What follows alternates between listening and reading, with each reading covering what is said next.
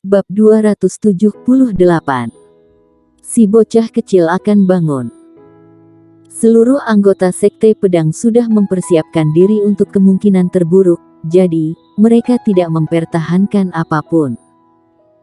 Energi hitam di dalam diri mereka keluar bagai air yang menghancurkan bendungan. Pusaran pusat energi pedang itu masuk ke dalam dengan kuat seiring dengan energi hitam yang dikeluarkan para murid Sekte Pedang.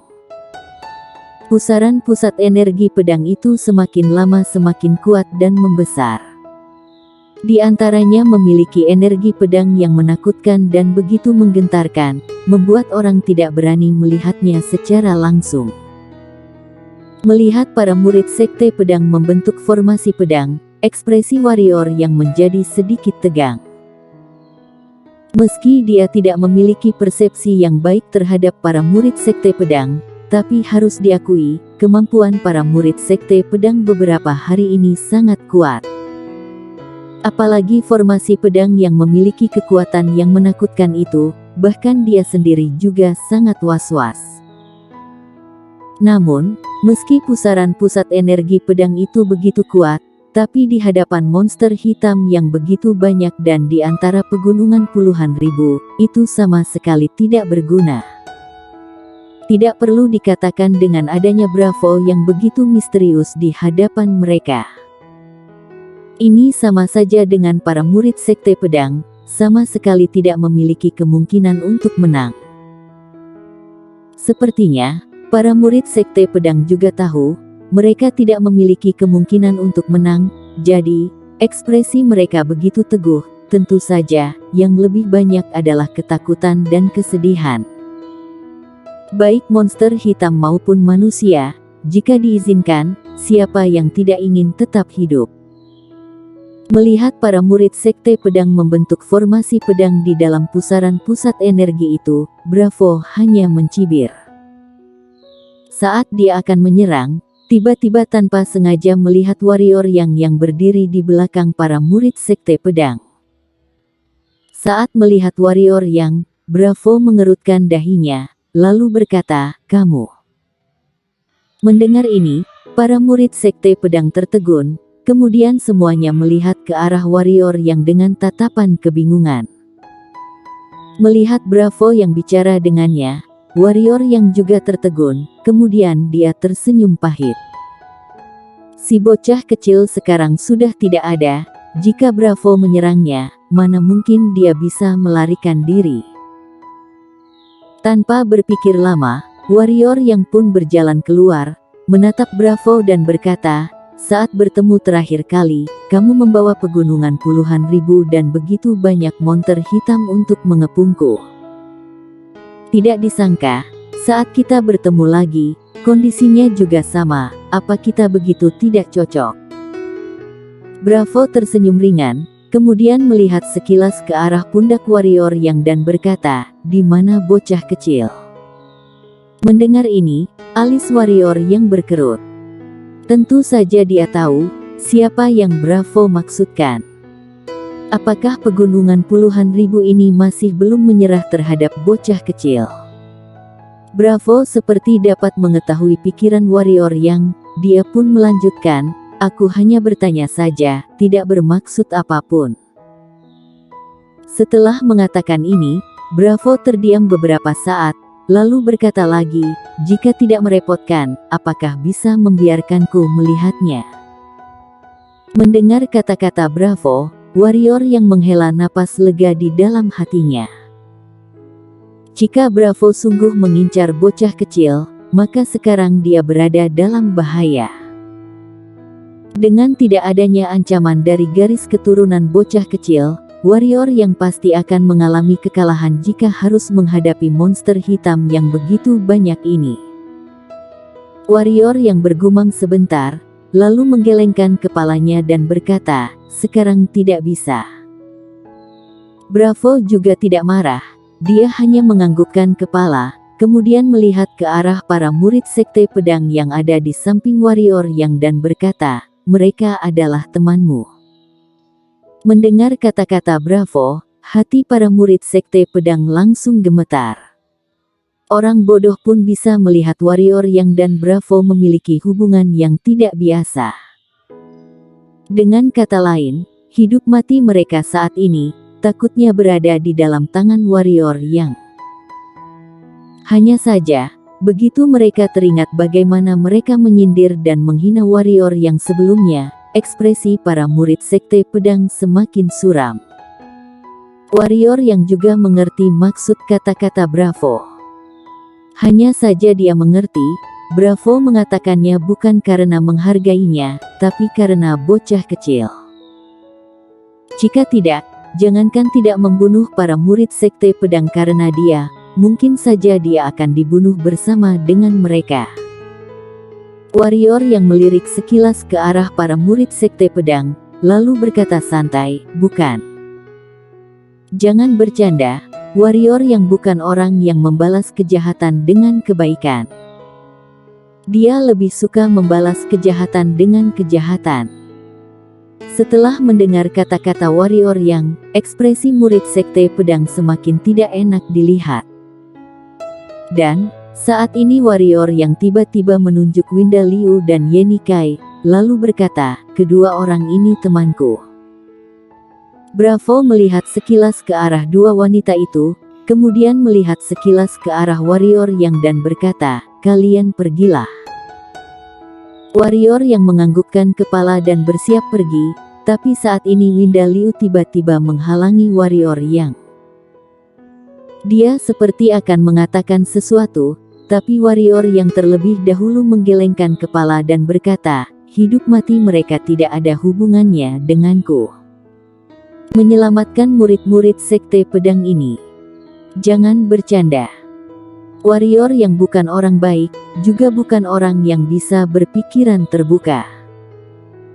Jika bukan karena was-was dengan kedua pembunuh itu, sejak awal dia sudah meminta monster hitam menghabisi seluruh murid Sekte Pedang. Saat ini, Ye Nikai yang berada di samping melihat ke arah warrior Yang dan berkata, "Hei, meski sebelumnya mereka sedikit keterlaluan, tapi juga tidak sampai harus membunuh mereka.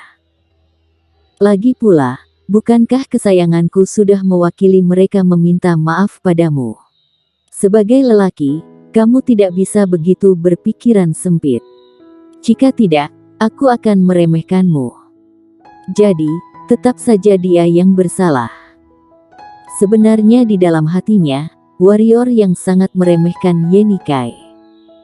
Jika bukan karena Ye Nikai pernah membantunya, sejak tadi dia sudah ingin langsung pergi saja. "Teman." Saat ini, Winda Liu berbicara lagi, "Memang, hal yang sebelumnya dilakukan saudara seperguruanku tidak benar, tapi, seperti yang dikatakan Yeni, mereka juga tidak pantas mati untuk kesalahan mereka. Aku berharap, kamu bisa membantu kami di pertemuan kali ini. Kami akan sangat berterima kasih." Setelah mengatakannya, dia memberi hormat pada warrior Yang. Warrior Yang menghela napas. Dia tidak mengenal wanita ini, meski dia tidak mengenal wanita ini, tapi wanita ini bersedia menolongnya. Namun, harus diakui, wanita di hadapannya ini berhasil mendapatkan kesan yang baik darinya, makanya dia bersedia menolong. Sedangkan, murid Sekte Pedang yang lain. Warrior Yang mengangkat kepala dan melihat ke arah para murid Sekte Pedang. Kemudian dia tiba-tiba berkata, "Menurutmu, setelah aku menolong mereka, apa mereka akan berterima kasih padaku?" Winda Liu tertegun, kemudian melihat ke arah para murid Sekte Pedang. Saat ini, meski ekspresi mereka tidak terlihat tidak bisa menerimanya, tapi wajah mereka memucat, kegentaran, dan ketakutan di sorot mata mereka tidak bisa ditutupi. Tentu saja, yang terpenting adalah sorot mata mereka saat melihat warrior Yang. Ya, saat mereka melihat warrior Yang, tidak ada sorot mata memohon dan merasa bersalah. Yang ada hanya dingin, bahkan beberapa juga ada dendam. Mereka adalah orang yang sangat berbakat di wilayah utara. Mereka adalah alam pemenang terkuat dan termuda di wilayah utara. Ada banyak kebanggaan di dada mereka. Dan sekarang, hidup mati mereka, yang merupakan para murid berbakat dari perguruan hebat ini, malah berada di dalam genggaman pendekar hitam alam bawaan. Bagaimana bisa mereka menerima hal ini? Yang pasti dimiliki orang berbakat adalah arogan.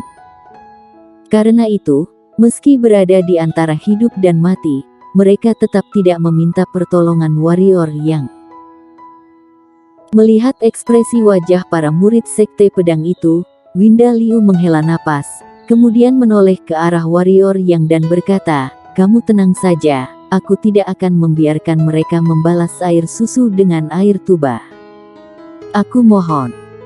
Warrior yang menatap Winda Liu, lalu menatap ke arah Bravo. Bravo yang menyadari warrior yang melihat ke arahnya, langsung berkata, "Kamu ingin melindungi mereka." Warrior yang menggerakkan pundaknya dan berkata, "Tidak ada cara lain, aku berutang budi pada seseorang." "Serakah tidak baik," ujar Bravo sambil menatap warrior yang. "Kamu seharusnya tahu, jika aku ingin pergi, kamu tidak akan bisa menghalangiku," ujar warrior yang tenang sambil menatap Bravo. Kata-kata ini untuk menakut-nakuti saja. Jika bocah kecil sudah bangun dan dia ingin pergi, Bravo pasti tidak bisa menghalanginya, tapi masalahnya adalah bocah kecil masih belum bangun. Bravo mengerutkan alisnya. Kata-kata warrior yang membuatnya tidak senang, tapi harus diakui, jika bocah kecil yang misterius itu ada, maka dia sungguh tidak bisa menghalangi warrior yang. Bahkan, jika bocah kecil bekerja sama dengan para murid sekte hitam, maka ini adalah bencana besar bagi monster hitam yang berada di sini. Bravo terdiam. Para murid sekte pedang yang ada di sebelah merasa tidak tenang. Mereka tetap tidak ingin mati, benar, jika bisa hidup, siapa yang ingin mati? Namun, saat ini bukan mereka yang bisa memutuskannya.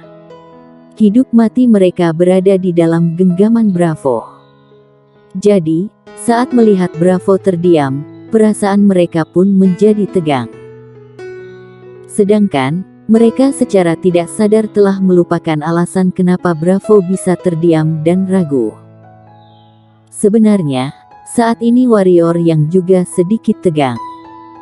Jika Bravo sungguh menyerang, maka dia hanya bisa melarikan diri saja.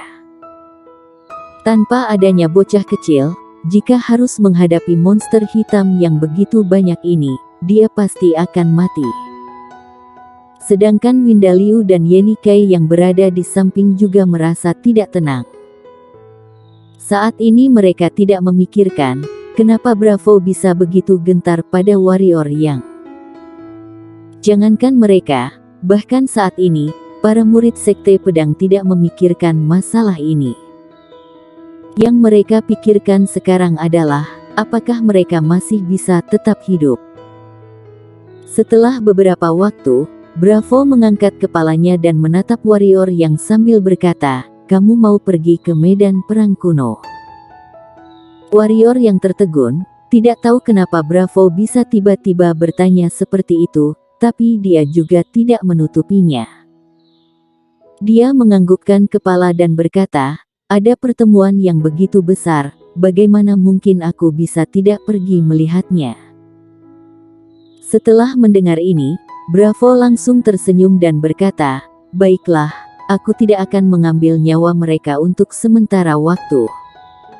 Kita akan bertemu di medan perang kuno. Aku berharap, saat itu kamu akan memberiku kejutan yang lebih besar." "Kamu juga mau pergi ke medan perang kuno?" tanya warrior yang sambil mengerutkan dahi. "Tentu saja." Bravo berkata, "Ini acara besar di seluruh 6 besar, mana mungkin aku sebagai Raja Monster Hitam tidak menghadirinya." Setelah mengatakan itu, Bravo melihat ke arah para murid sekte pedang dan berkata, Jika dalam waktu 2 jam kalian tidak meninggalkan pegunungan puluhan ribu, maka selamanya kalian tak akan bisa keluar dari sini. Ingat, pegunungan puluhan ribu tidak menerima orang dari luar. Setelah mengatakan ini, Bravo melihat lagi ke arah warrior yang dan berkata, sampai bertemu di medan perang kuno. Aku berharap, saat itu kamu akan memberiku kejutan yang lebih besar. Setelah mengatakan itu, Bravo segera menghilang bersama monster hitam yang begitu banyak itu. Setelah melihat Bravo pergi bersama monster hitam yang begitu banyak, para murid Sekte Pedang langsung menghela napas lega. Bagaimanapun, sekarang akhirnya mereka tidak perlu mati di luar daerah mereka. Terima kasih, ujar Windaliu sambil menatap ke arah warrior yang menggelengkan kepalanya, kemudian melihat ke arah para murid Sekte Pedang dan berkata, tidak perlu berterima kasih, sebelumnya kamu pernah menolongku, sekarang aku membantu kalian, jadi kita tidak saling berutang budi lagi. Ya, sesuai katamu, semoga. Saat mengatakan ini, ekspresi wajah warrior yang tiba-tiba berubah. Selanjutnya, terlihat sekilas ekspresi gembira di sorot matanya. Karena baru saja dia merasakan bungkusan ungu yang menutupi bocah kecil mulai bergetar. Dengan kata lain, bocah kecil akan segera bangun. Bersambung.